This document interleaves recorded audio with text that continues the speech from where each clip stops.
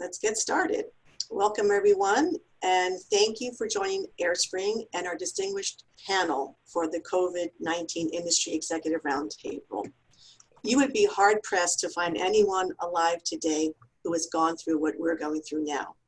And that's precisely why we thought it would be good and important to come together today and discuss ways to help each other and help our channel partners and survive this and come out on the other side whole, maybe even better than we are today.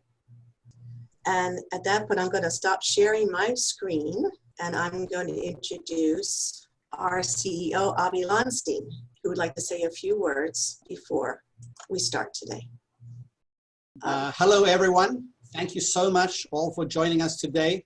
I'm incredibly excited to be able to welcome this distinguished panel of channel leaders who represent the most prominent master agencies in our industry. I mean, this is literally a who's who of the channel here. And they've all agreed to come together for this webinar with one common purpose, and that is to help our mutual partners succeed. Now, AireSpring is, and always has been, a 100% channel-focused company. We are single-minded in our dedication to the channel, and we care deeply about our partners. Your personal and financial well-being is really important to us. And in the 19 years that I've been here at AireSpring, I really cannot recall any situation as challenging as the one our economy is facing today. But I believe with challenge and adversity also come opportunity and innovation. So I'm looking forward to hearing from this panel and learning from the collective wisdom of what they have to say as we all work together to build a path forward. I want to personally thank Peter Radizeski for moderating today. I don't think I can think of a better person for this role. And without further ado, I'm turning it back over to Ellen, who will take it from here. Thank you, Avi. Those are very heartfelt words. Thank you. And with that said, I'd like to introduce our panelists. From AppSmart, we have Renee Bergeron. From Avant, Drew Lydecker. From Intelisys ScanSource, Mark Morgan. From TBI, Mike Onystok. And from Telarus, Adam Edwards. And of course, our moderator, Peter Radizeski. So now I'm going to turn this over to Peter. And Peter, let's tackle the first question. All righty. Thanks a lot, Ellen. Thanks, Avi. Appreciate you guys all joining today. I've been on a lot of calls. A lot of agents are a little bit nervous. Few are kind of depressed. So I'm going to start with Mike and say, what would you tell partners who are anxious during this time? There's a lot of partners that are anxious at this time that I've spoken to. I mean, there's a lot of unprecedented times in the industry and the global economy. And what I would tell them, number one, is be prepared. Be prepared. Know their customer base. Dig into those that they're already receiving residual on, those that they've proposed solutions to, and revisit those, and really just dig in deep on their go-to-market strategy for 2020 and really 2021 at this point. Andrew? Andrew, that's me, I think. Oh, sorry. No, my mom would be so happy you called me Andrew. He's my name.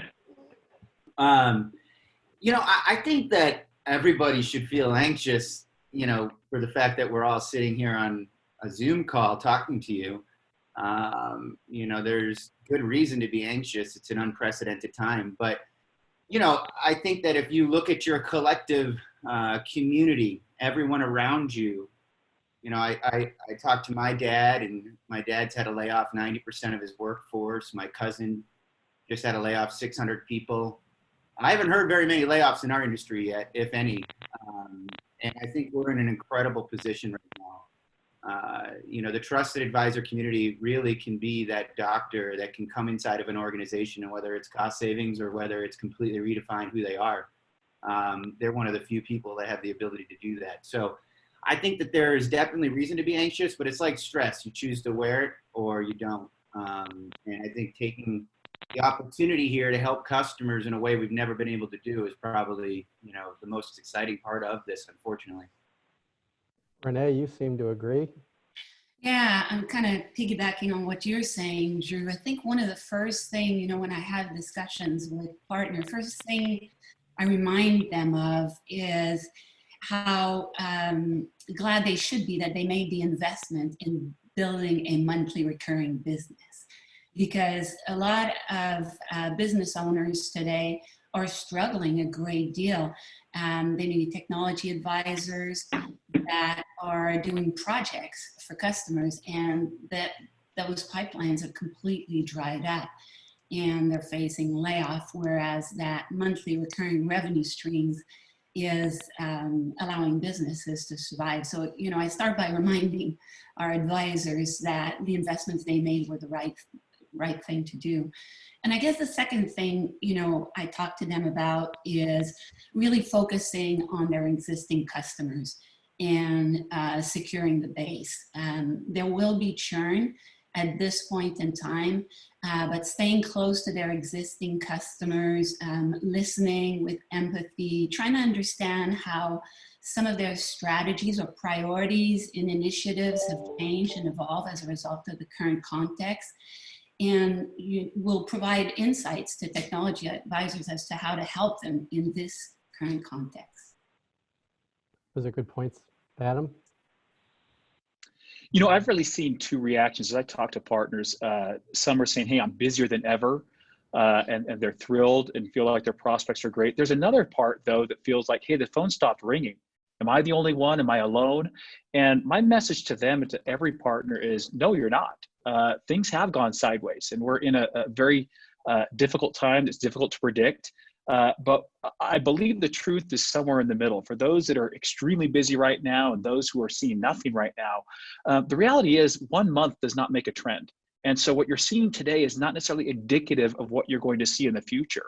Our view is that the channel is a phenomenal place to be long-term, and it's just a matter of managing the short-term. We know there are going to be chargebacks, and we know the reaction for us receiving recurring commissions is going to be delayed.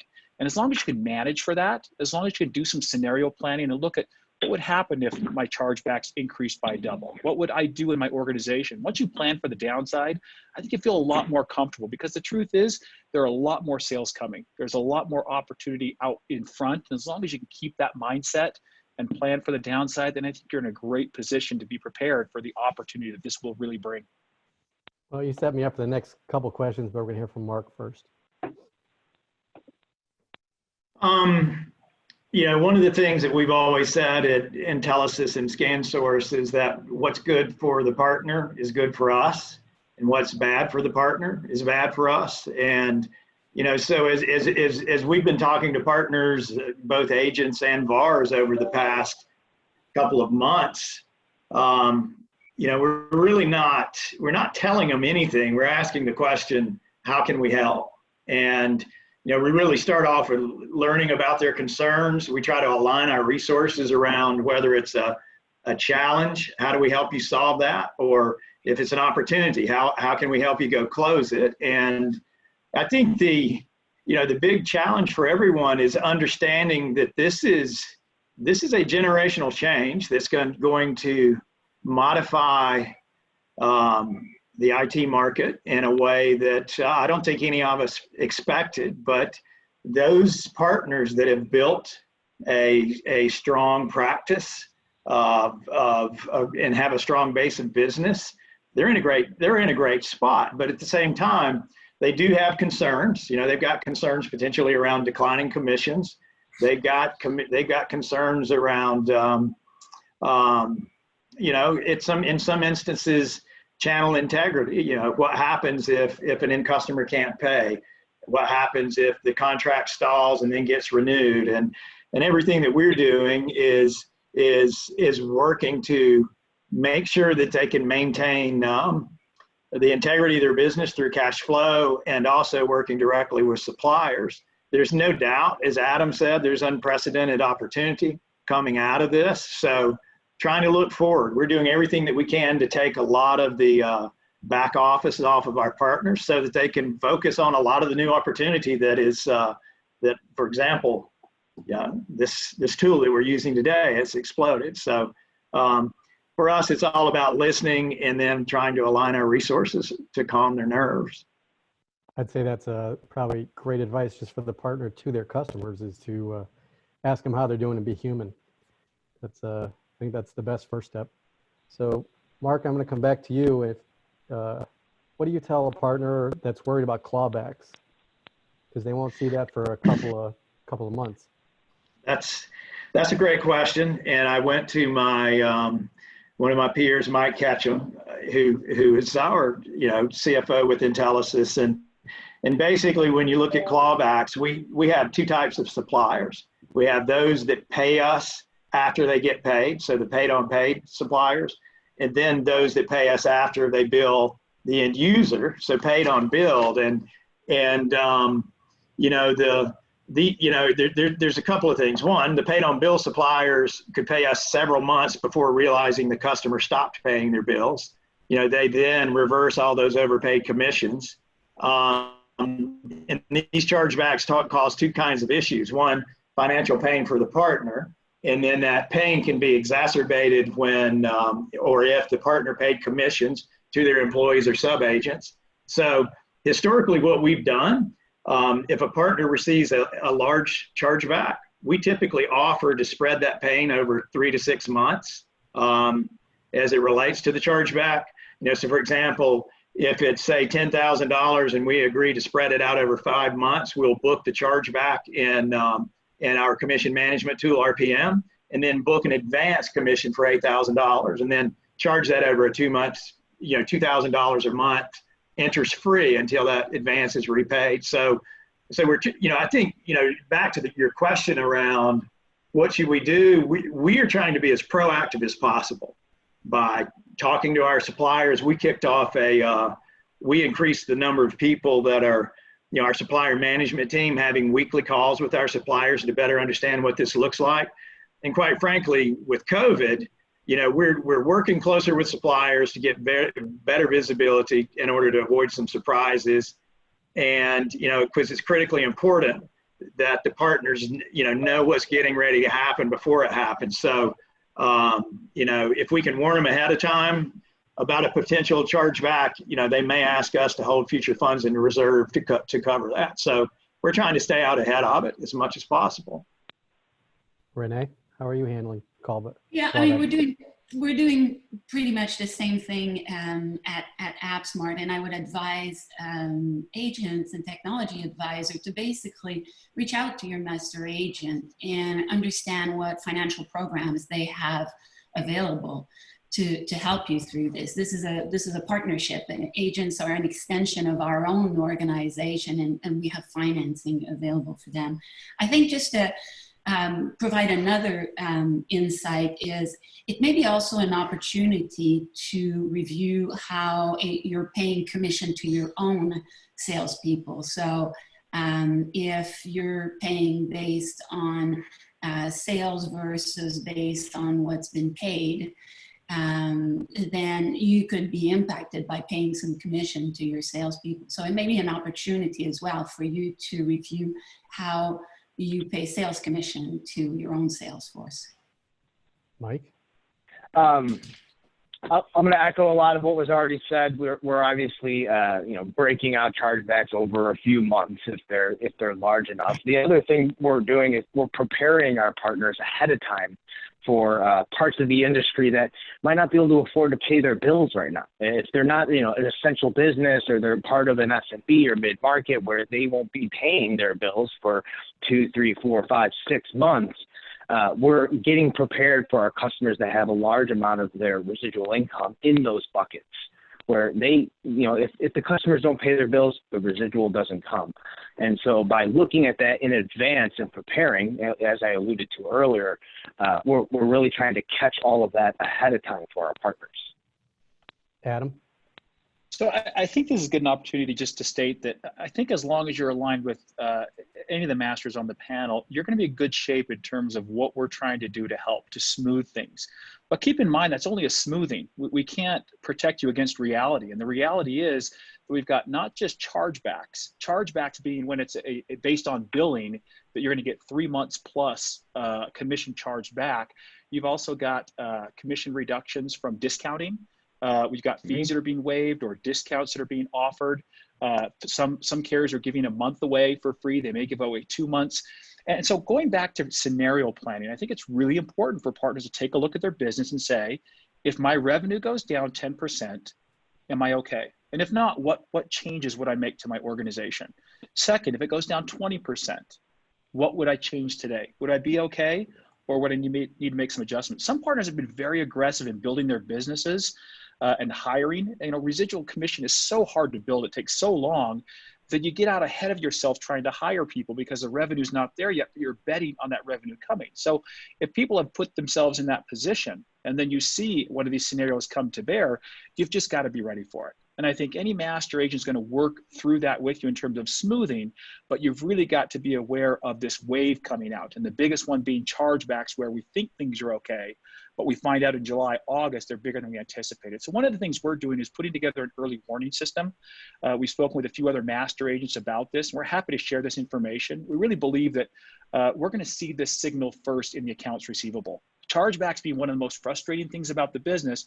You don't know they're there until they hit you 3 months after the fact. But we can really set up an early warning system. When we look at accounts receivable and see the 30 days past due have doubled. 30 days later, we find that 60 days past due has doubled. Well, we know that a predictable percentage of those are going to result in charge-offs. And so I think we can predict this and get ahead of it with an early warning system. We're happy to collaborate with other master agents on this as we gather this information and then help partners predict this is a scenario we think is going to play out. This is what looks likely in terms of SMB customers or in terms of mid-enterprise customers.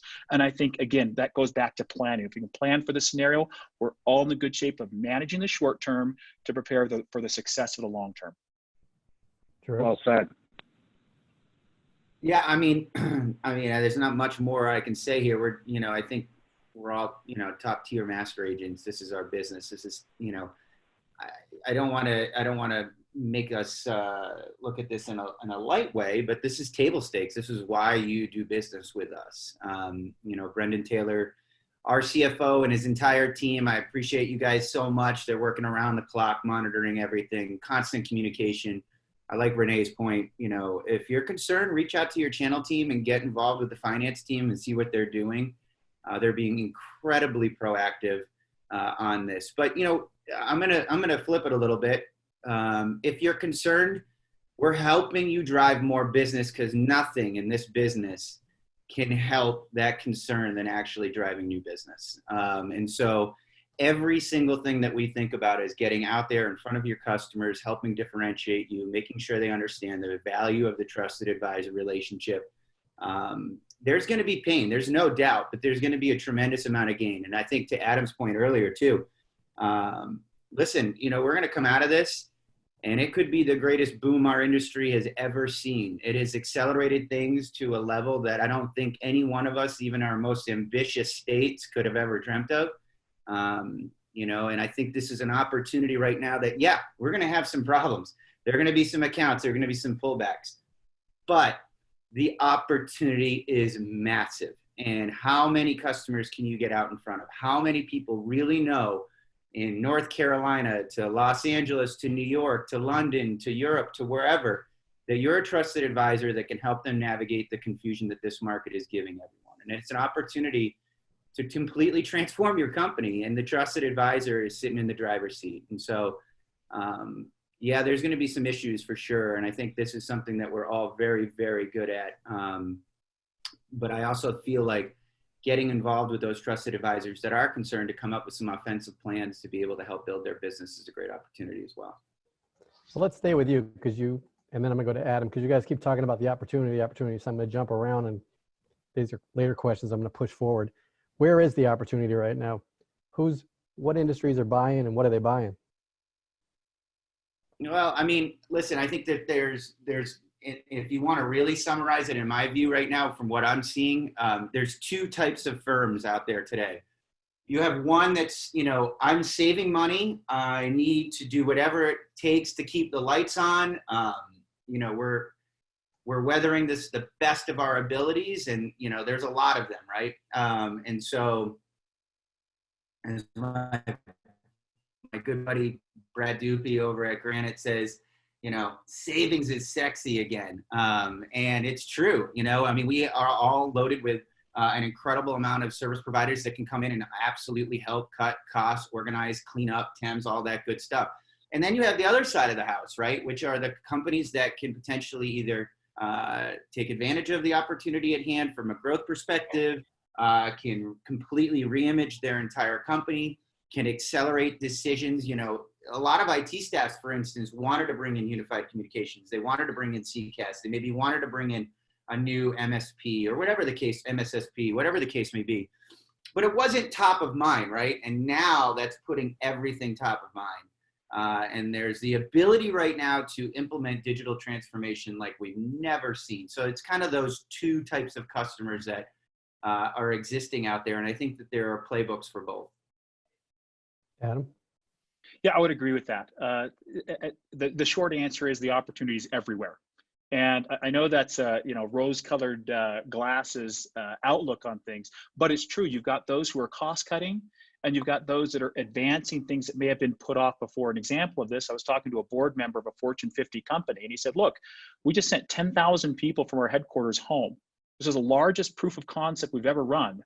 And now we understand that we can run things at home. We're going to have to change. We're probably not going to use as much commercial real estate.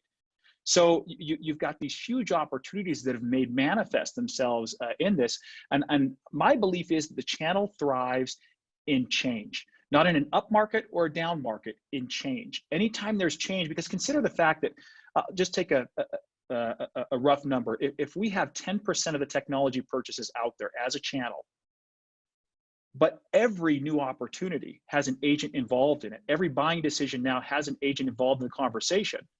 Even if attrition of that 10% that we've got right now, the opportunity up front far outweighs it. So no matter what industry it is, whether they're looking for cost cutting or work at home changes or security now that they're work at home, no matter where it is, change brings opportunity. And that's why we're so bullish on this. Renee? Yeah, I mean, I totally agree with what's been said in general. I think that, we've been talking about digital transformation for years. This is the compelling event. This is where digital transformation just really accelerates. And I think that technology advisors are in the best position to actually help their customers, the businesses, in understanding how to leverage technology to do this. Now, at the same time, I think it's forcing technology's advisor themselves to transform, to one, leverage better digital capability, but also to broaden the offerings that they take to market. And I think that's, just massive, as my colleagues have said on the panel. Anything that touches remote workforce, anything that touches productivity are solutions that are in high demand right now. So, I think it's the opportunities for technology advisors to expand their current set of offering and make sure that they're part of this opportunity in the market by offering these solutions. Mark? None of you have actually said like what vertical and what product is selling, but we'll get back to that. I'm going to continue that, of avoiding the verticals, because I believe that, if you look at it, if you step back, what's been one of the biggest blocks for companies moving to the cloud? In some cases, one of the biggest blocks has been the infrastructure guy in a business or the IT guy in a business, and it's about job security.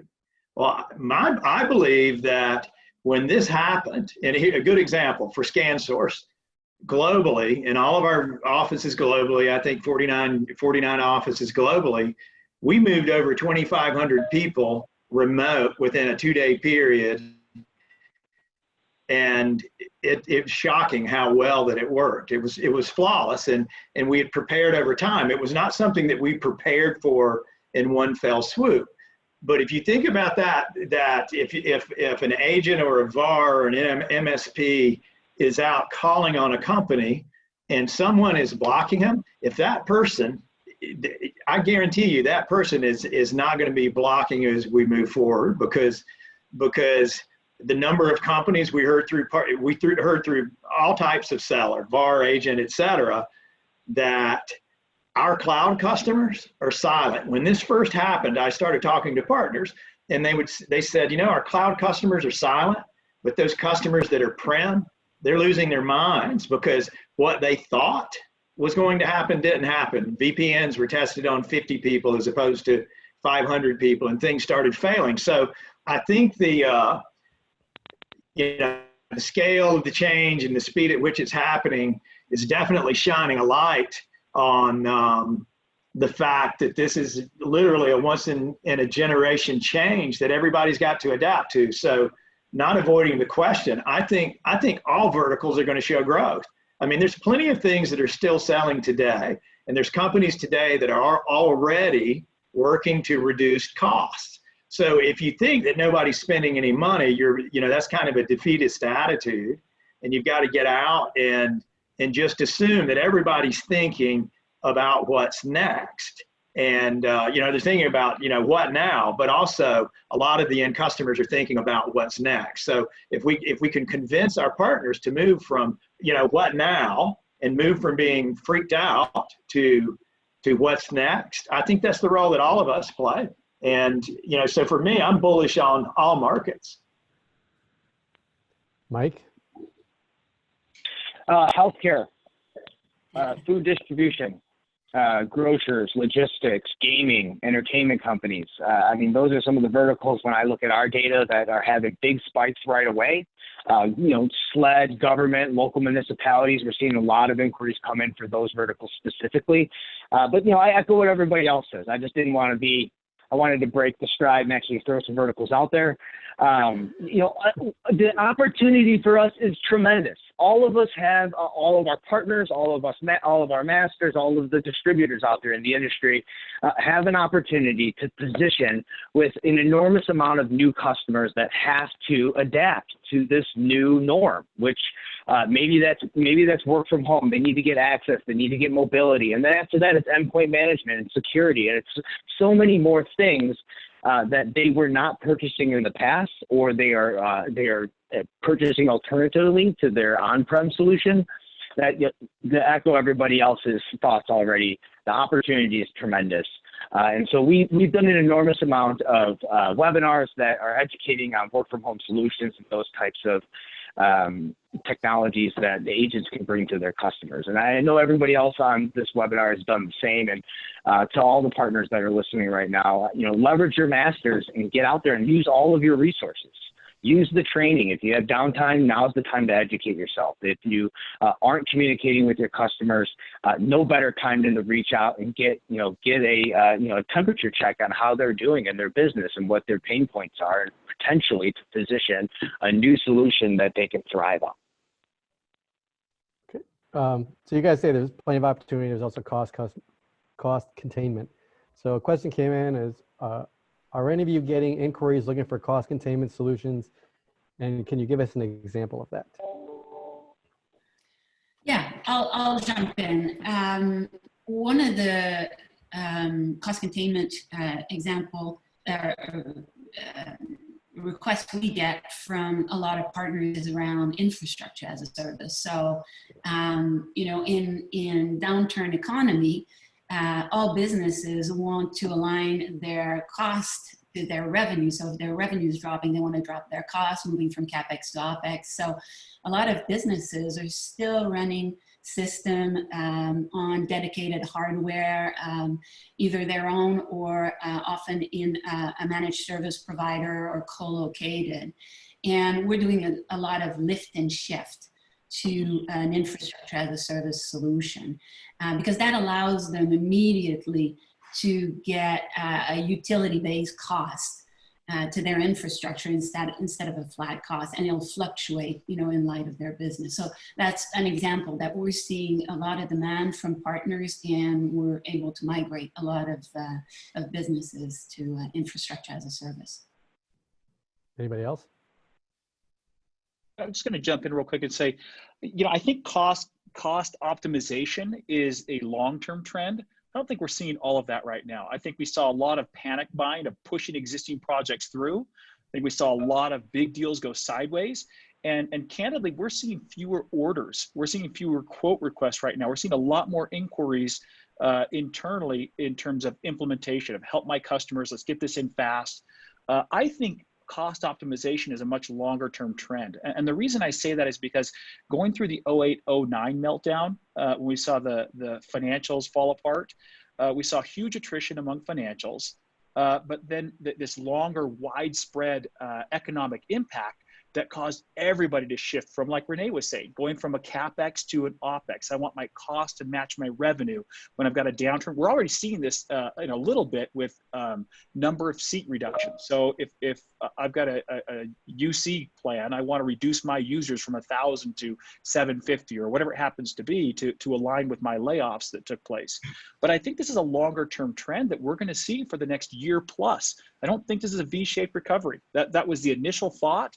But I think this is a protracted downturn, and I think we're going to see some of those patterns play out. I mean, if you remember the 08-09 downturn, we were talking about shovel-ready projects. Remember that term? I don't think anyone's uttered that. My belief is in the next couple of weeks, we're going to start hearing about shovel-ready projects. And what that tells me is we're just going to go through some of those same patterns again, and I do believe this cost containment is going to be over time. We're going to see more and more of that. Well, I was talking to Master Agent Cincinnati, and they already wrote down $100,000 in billing. And, you know, they're freaking out. Like, that's a lot of money. So it's already happening, and it's happening in like big waves for some agents. And, you know, it creates anxiety. Did anybody else have a cost containment? I mean, so this is kind of what I was getting at the very beginning of the call. Everybody should be conscious of cost containment. I mean, they should know their revenue. They should prepare for, you know, the worst that could possibly happen to their income. Whether you're an individual sole proprietor as an agent or you're a large VAR, you've got to think about, you know, where is it that my revenue is coming from and how can I be impacted from this, you know, 3 months, 6 months, 18 months from now. You know, in 2008, we saw other countries' economies get impacted years later, where, you know, they were having tremendous impact to their economies from our housing market. And so we've yet to see the repercussions of what's going to come from this. And that was what I'm getting at the beginning of the call. Everybody should be prepared. They should have their plan A, B, and C laid out ahead of time. So if they do see, you know, going back to what you saw with the master in Cincinnati, $100,000 write-down on their revenue, that they have a plan to execute to survive. You know, and I'm not trying to create a doomsday scenario here. I'm just saying that it makes good business sense for us all to be prepared for the worst that could happen here. If your revenue depends on, let's say, the 80-20 rule that everybody throws out on these types of calls left and right, you know, what happens if that 20% gets written down halfway, or the 80% gets written down halfway? Well, you should have a plan to execute. In specific to the solutions that we distribute, I mean, I think we'll see some share shift in customers that we already have, where they were buying access on-prem and they buy less of that because they have moved their workforce into a remote type of environment, and they no longer need those solutions because they're displacing it with a new one. And so we talked a lot about on this call that there is a tremendous amount of opportunity.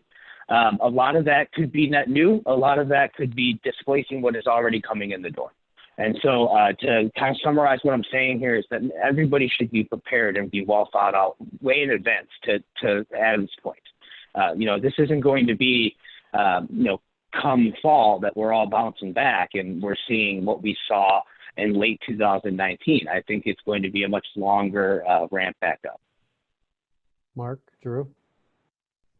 I think we beat this one to a pulp. I mean, containment right now, you're not alive. So, you know, I think that, you know, listen, at the end of the day, this is going to, for all intents and purposes, separate a lot of companies that were weak from companies that were strong. And it's unfortunate. You know, you look at the retail sector, right? They don't even have an opportunity to do cost containment right now because, you know, there exists It's probably, you know, what they're thinking about. You know, an New York Times article around the Macy's, the Nordstroms, and, you know, all of that. I mean, it was pretty eye-opening, right? How much they were struggling before they came into this, to obviously the opportunity to come back from this will probably be completely non-existent.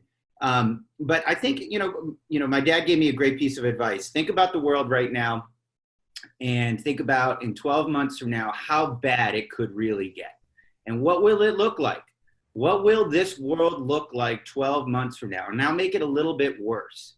And then reverse engineer everything into that new world. And if it gets a lot better, awesome. To Adam's point, it's not going to be a V. It could be a W, I heard today, Adam. They were saying a W curve. We just don't know. But there's never been an opportunity in life, really, that any of us have ever had, whether you're Macy's, whether you're Target, whether you're any company, whether you're staving off extinction or not, to cost containment, to look at your business, to get as lean as possible, to really understand what you're all about. And I think the trusted advisor should never walk away from a single opportunity of talking to a customer without bringing that up. Yeah, some aren't going to be ready to move to unified communications right now. There was other projects, but I guarantee you the ones that aren't ready for digital transformation are ready for some type of cost containment of some sort. You know, we did a expense management CIO, you know, event on Zoom. And it was all about, you know, talking about TEMS and talking about the different ways to look at that. It's hot right now. To get your house in order is huge. And I feel like every trusted advisor that maybe doesn't have an opportunity inside of an account right now for net new on digital transformation should at least really be helping on cost containment, expense management, cleaning the house up, and so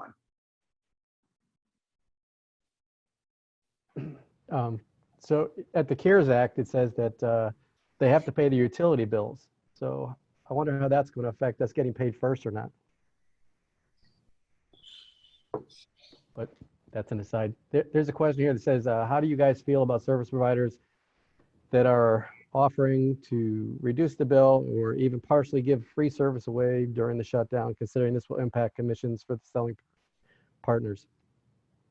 Anybody want to take that? Yeah, I will. I'll take a stab at that. You know, we've been proactively working with suppliers to, you know, one, to get out ahead of some of this, but, you know, really we've been trying to do everything we can to help our partners focus more on selling an opportunity and talking to their customer as opposed to solving problems. So we did build out we added some people on Mike Ketchum's team and our commissions management and our partner support team to spend time proactively talking with suppliers on behalf of our partners and their end customers to help negotiate some of this, whether it's deferred payments, whether it's moving the next 90 days towards the end of a contract, extending a contract out. And, you know, one of the things that we can do that we did proactively a couple of weeks ago, and we've just started rolling it out or just started announcing it to our partner community is, you know, we've always had an advanced commission program. I call it the Bank of Intelisys or the Bank of ScanSource. And, you know, we're able to leverage the balance sheet of Intelisys and ScanSource as these things pop up to smooth out. So when you think of whether it's chargebacks or you think about, you know, 90 days of commissions that evaporate but show up 2 or 3 years from now, we've created a commissions protection program where we can go ahead and smooth out that gap in the you know, the commission or the cash flow that our partners are getting. And we're doing it by leveraging that program and giving zero interest loans. So the partners can decide how they do it. But if they see any gaps in their daily cash flow or their monthly cash flow through commissions, we're leveraging this program and these funds to help these guys, one, sleep better at night, two, keep their business running, but also most importantly for us, we say we want you out in front of as many of your end customers that you have today, supporting them and helping them with cost containment by maybe moving some higher expense things to the cloud. So we're proactively doing everything we can to fill those gaps, one financially, but two with people. A partner told me the other day that he said, "Hey," forgive me if I'm repeating myself, but a partner told me the other day, he said, I've been spending a lot of time, and I should have thought about you guys. I should have been leveraging more of your resources to take some of these admin responsibilities off that you could have done for me, because I feel like I'm at a disadvantage because guys that are smaller than I am, they're chasing all this new opportunity coming in, and I'm over here trying to maintain my business. So, we probably could have done a better job of bringing them in to the resources we had, but we've also scaled that up. We're even, when you think about a lot of these challenges from the ScanSource side of our business, we have this large reseller financial services team, and I'm not sure how many people are on that team, but it's 60 to 100, and we're leveraging resources that we have available there to also support Intelisys partners and all of our partners, but to help solve some of these challenges, to do what we believe is most important for them: support their existing customers, find new opportunities in their existing customers, and take advantage of all these new opportunities that are coming in. So that's the role that we're playing in the middle of that. Renee, any programs that you want to advertise to the partners out there? Yeah, I mean, we're doing a number of them, but I want to go back to the point you just mentioned, Peter, which was the CARES Act and the fact that utilities are included in the CARES Act. That's obviously great news for all of us, for our partner community, that utilities are covered. But I think it also presents a new opportunity for our community. And it's with the other parts of utility service, which is energy services. So we've launched recently a full-fledged business unit around energy services. And we believe that this is a massive opportunities for partners, especially as energy costs are at an all-time low. So if you combine some of the discussions we've had on this webinar so far around cost containment and expanding, technology advisors expanding beyond their current offering, energy services is a great opportunity. Install day one, covered by CARES Act, so some level of protection around, and it could become new revenue streams in this period. I think some of my colleagues were mentioning that it's always in challenging financial period that innovation comes about. So I think that's one opportunity, and it ties to your question around the CARES Act. In terms of program, I'll mention just quickly to give some time to my colleague. We've really focused on two things, and this is an area that I'm super proud of what we've done at AppSmart. One, we've focused on helping the business owner as a business owner, and two, we've helped them, with their revenue growth. So on the business owner side, we realize that a lot of our technology advisors are small businesses and may not have healthcare programs. So we've extended free telemedicine services to help them and their employees. And we've extended our own HR team as a consulting team to technology advisors who don't have maybe access to a best-in-class HR community. We've also done that on the IT side for their own personal need. A lot of technology advisors were telling us they were struggling with business continuity. So these are consulting services. We're extending our team free of charge just to help our technology advisors, our agent, figure out their own operations. And financial programs, obviously, as we've mentioned before. On the revenue growth side, we've been doing, like all my colleagues, a lot of webinar helping agent figure out the solutions that are prevalent in this context. And one I will mention is the Business Cloud Help Desk. A lot of our agents have capability to provide technical support to their businesses. And businesses have never needed as much technical support as they do today, because they might have been geared to support their employees within the four walls of an office, but in a remote workforce, it's quite different. But a number of our agents don't have this capability, and we're extending our own business cloud help desk offering to them with very interesting spiffs for partners. So great opportunity to, again, grow a new revenue stream, and a service that is very much needed by their business agent. That's one example. Mike? You're gonna have to repeat the question. I think we are conquering two at this point. Are we talking about programs that were put together, or are we talking about carriers not paying commission? Tackle whichever one you want, because they had all nobody wanted to really tackle the carrier one, so I was letting that go. So, here I have one for that. So let me do that first.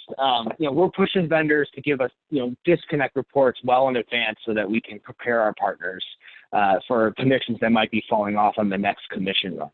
And I think we all, as master agents and distributors, should be thinking about that and teaming together. And that's what the agent community can expect from us, is that we play well together, and we go to the vendors in these partner advisory councils that all of us attend, and try to do what's best, or get the vendors to do what's best for our partner community. So that's one thing that we are pushing. As far as programs, we've done a lot of different things in just a short amount of time.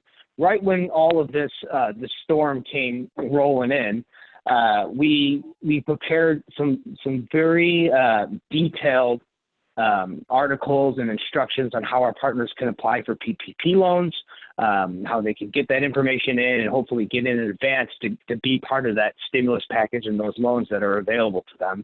Of course, we've been doing collateralized loans for our partners for well over a decade. And even sometimes uncollateralized loans. So, our partners know that, and all partners know, they can really talk to us about anything. Every one of them is an individual business case, and we're here to listen. If they're having struggle, or they need some help or some stimulus, reach out to us.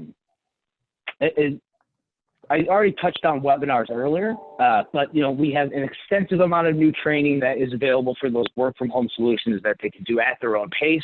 They can log on to our digital university. They can look at everything from Alexander Graham Bell to the most recent work from home articles that we've done, and they can read it. So they can watch the videos. They can take tests to make sure that they're well acclimated to speak to their partners. We'll go on an appointment with a partner. We have SMEs that are customer facing that will go out and really help them if they're not prepared today. I like how Adam said it earlier. Those the partners that aren't seeing very much come in, and there's partners that have a tremendous amount of opportunity right now because they've already adapted to the cloud, the cloud-centric type solutions that customers are buying now. We're there to work with them anywhere in the middle, from helping them, doing the discovery, closing the deal for them, to enabling them with the traditional value adds that master agents and distributors have always brought to the market. Drew? I too have a little bit lost track of the question, but I'll attack it the best that I can. The thing has morphed into the telephone game, but I think I'm sure Avant to a degree has probably annoyed some of the panelists on here with constant LinkedIn and what have you, but we have completely pivoted the entire company where we're doing an event, I feel like, almost every single day. On behalf of our customers, we just did a CIO event, which was for the trusted advisors, top customers and prospective customers, completely customized for them. We had over 1,500 IT executives register for that. We had Robert O'Neill, SEAL Team 6 on there, and then we had the industry leaders. And I think that for everybody on this call, for that matter, I think that was an incredible moment in this crisis to see that many end customers hop on for 2 hours. It really, for Peter, you keep bringing up some of the people that are freaking out and that are worried about this whole thing. I think it also was a glimmer of light too, that there are people looking to make big, big, big changes right now. We are doing an event almost every single week. We've dedicated a new website to the COVID crisis, which people can go to, which is goavant.net/COVID-19. And we're going to continue to just keep cranking out events on behalf of the trusted advisors to their end customers. We've got a future one coming up with the creator, director, and writer, Sam S. Mills, next month, who created Mr. Robot and won an Emmy for that, all around cybersecurity and the top cybersecurity specialists. Again, all for your end customers, CIOs, director of IT, sysadmin, security, you name it. So we're going to continue to keep doing that. I think that's the playbook that we're really excited about right now, is getting the trusted advisors to have a huge voice out there to be able to talk about all the positive things that they could be doing inside of their business currently. Adam? Yeah, so I'll go back. I'm going to wade in on your question about what we think about the discounts and the the credits that are being offered by providers. The truth is, none of us like that. None of us want to forego commission. We depend on that. We're worried about that shrinking. Having said that, these providers are in business to make money. That's what they do. And they're trying to focus on the long term of how do we keep these customers paying? How do we help them in the short term so that they will be around to pay us in the future?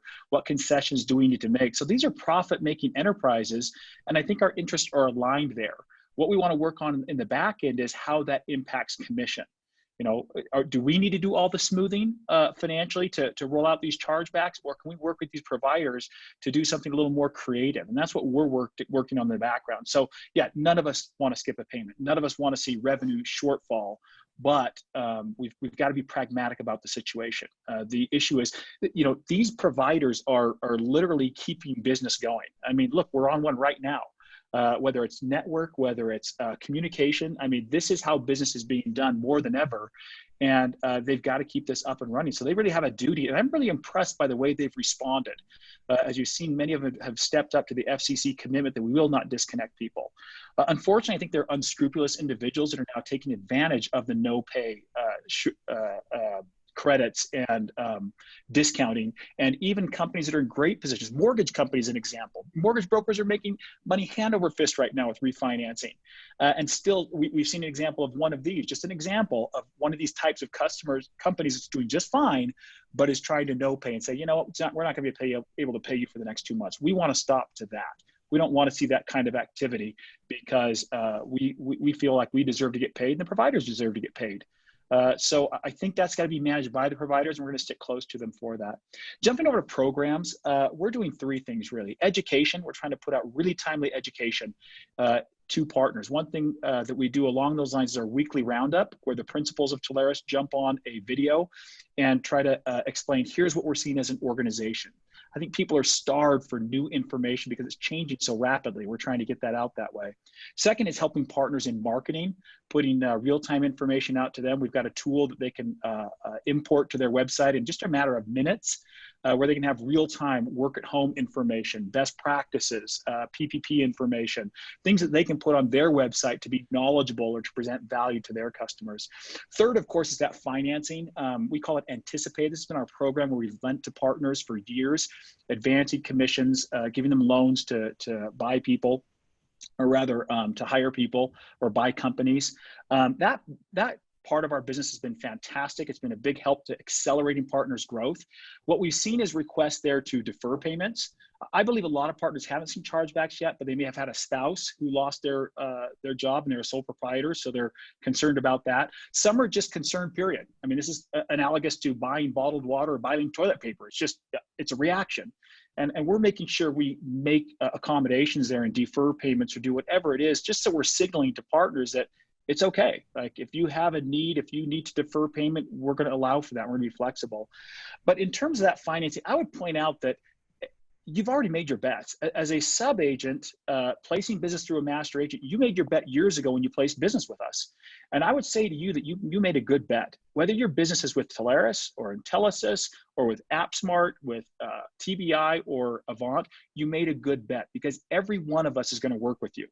And The business you placed 2 years ago, we're going to work with you to smooth out any chargebacks. We're going to work with you on advancing. We're going to be flexible.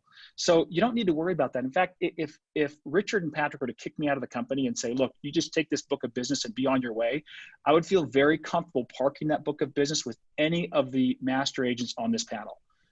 Because I know their business, I know their outlook, and I know them as people, and they're trying to do what's right to help partners. Not just because they're good people, because that's actually good business in the long term.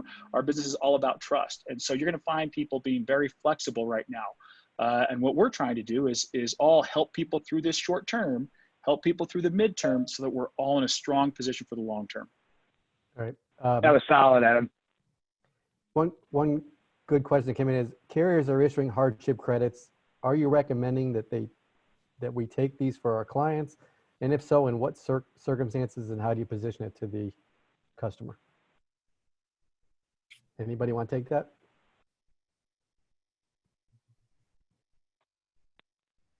All righty.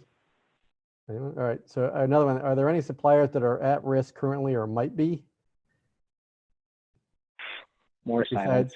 Besides like the 2 that have already filed bankruptcy? The 3 that have already filed bankruptcy?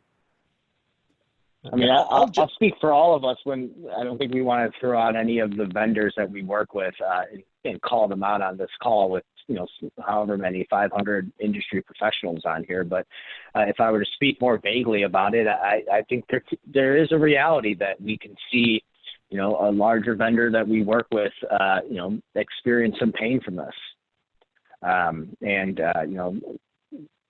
There's one of the, echoing off Adam's point, one of the best things about working with all of the panelists and the companies that these panelists represent is that, we have a large following, we have a large book with these vendors, and where you've seen some bankruptcies most recently in the last, call it 24 months, we've been able to come out from that on top and, retain our commissions for our partners. Now that's not a guarantee, but the best thing we can do is, telecom professionals, tech advisors, is band together. There's strength in numbers. Yeah, maybe I'll offer a perspective from a different angle, which is providers on the SaaS or cloud side. There are quite a few that are struggling already through this financial context we're in. Because if you think about, a lot of the SaaS businesses, they've been chasing customer acquisition growth without the cash flows or line of sight to longer term cash flows. And so, that. We lost you, Renee. Yeah, you froze on us there. While she's getting unfrozen, I'll chime in really quickly. Our track record on bankruptcy is phenomenal. Look across the board, and you find that even though these providers go through bankruptcy, Frontier right now going through bankruptcy, but they've already committed to us they're going to pay. Windstream, Fusion, these companies go through bankruptcy, but when you come out of bankruptcy, you've got to have a plan to move forward. Well, what kind of plan do you have if you don't have sales? And so what we found is, it's not just our strength of contract that keeps us safe. It's really the promise of future production. That is the greatest defense against non-payment, is the promise of future production. And that's what these companies bet on time and again. So while there may be some financial hardships for some of these providers, some have tougher balance sheets than others. They have large debt loads because of infrastructure or purchases they've made. The fact is, even if they go through a restructuring, we continue to get paid. We've got a great track record of that. So I don't think that should not be a major concern for partners worried about funds flowing through a master agent. If you're direct with that provider, yes, you may need to be concerned. But if you're going through one of these masters, I don't think you need to be concerned about that. Yeah, and just to echo a little bit more on the positive side, this is our moment, as a collective community. There's a lot of people on here listening to all of us, which we super appreciate. I know everyone on the panel does. And I really do mean this to everybody that's listening, including all of the masters. This is our moment. This is our moment to you know, take our games to the next level. I mean, we've been saying it forever since we started the company. This is the golden age of the trusted advisor, and nothing is shining a light on the trusted advisor community more than this crisis. You know, we just finished building a hospital, Stratosphere Networks out of Evanston, Illinois, picked up the phone call from EMEA, Illinois Management of Emergency, and in 14 days, we built really one of the largest hospitals in the United States, utilizing 7 of our service providers and giving a hospital that hopefully will not be filled with 3,000 beds that 60 Minutes will be doing an interview on. That's the trusted advisor. That's the moment right now. Yeah, there are going to be companies that are going to be weak. There are going to be commission issues. There are going to be clawbacks. There are going to be a lot of things. But there are going to be stories like that that are going to come out of this, that when Frontier or a Windstream or whoever comes out of this crisis, they're going to say, we're all in with the trusted advisor community. There's nobody more powerful right now. There's nobody that's got a better seat at the table. And I think that's the thing that I wanted to at least get across to everybody listening right now. Every single trusted advisor out there, this is our moment. Utilize your master, utilize the resources, utilize the service providers. Yeah, there are going to be free programs and other things out there, but ultimately you're going to be at the driver's seat. Anybody else want to chime in on those last couple of points? Mark? Renee, you're back. Did you want to finish what you were saying? Yeah. You froze in the middle there. I'd be happy to. I have no idea where I cut off, though. I think I was not even sure if I had my train of thought on what we were talking about. It's 2 minutes after the hour. I'm going to close up with one question that came in. It's we know that partners are social beings by nature. What creative ways have you seen maintaining a sense of community among them within your agencies? So I'll take that. We're doing happy hours with our partners and our employees towards the end of the day. What we'll do is we'll set it up. Sometimes it's a topic or it's a theme, or it's just simply we're getting on 30, 40, 50, 150 participants, and we're just chatting. Anybody else? Yeah, I think one of the, obviously, I think the first creative way that I saw people were staying connected were just massive numbers of happy hours. I think the biggest one I was on was, it was 85, 89 people, something like that. I think that quickly started losing its luster because I think everybody, at least on this panel, has been back to back to back to back to back. And, so we, one of the ways that I think we've extended our creativity is, I don't want to say the word pause, because this has not been a pause for us, but it's been, when you consider the fact that nobody's traveling, it's given people inside the organization a time to step back, do more account planning, getting creative around planning with your partner. We kicked off a business planning program around, it's called Planning for Profit, and it's focused on what's happening now, where do you want to go, and how do we align our resources around it. And there's a lot of friendships here. Adam, you said it best. This is a community that it is a community. This is a community. When ScanSource acquired Intelisys 4 years ago, the question was, what did ScanSource, what are they going to do? And they just bought Intelisys. Really, when we bought Intelisys, we bought less of a company and more of a community of people. And I think that includes the masters that are on this call, but it definitely is, as Drew says, the trusted advisor community. They are the future of this. So, friendships were already there. I think this has given us the opportunity to tighten our business relationship and our business strategy to, one, weather what we're going through now, but really stay forward looking. What are we going to do next? And I think that's, for us, we're trying to get creative around every aspect of that. Anyone else? We're doing a lot of the same, right? So I think it's important just to do a lot of touch points. What I'm thinking through is, how is this going to change our industry?